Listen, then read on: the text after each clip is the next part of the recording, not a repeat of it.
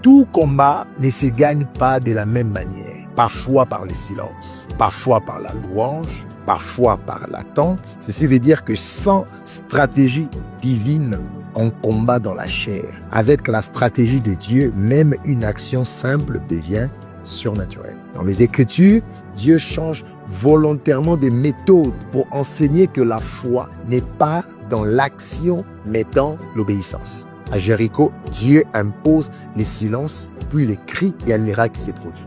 À un autre moment, la victoire vient par la louange avant le combat. Ailleurs, par une réduction de l'armée pour que la gloire lui revienne. La stratégie divine peut sembler illogique, mais elle neutralise la chair et elle active le surnaturel.